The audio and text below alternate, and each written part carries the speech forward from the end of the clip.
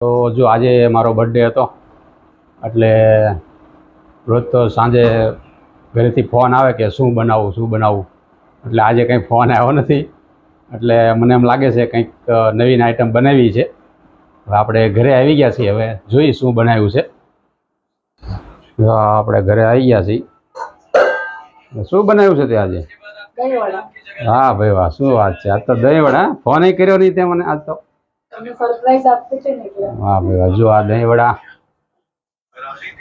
તો આ છે દહીં વડા, આ છે વડા અને આ છે દહીં, મસ્તી દહીં છે, આમલીની ચટણી અને આ લીલી ચટણી.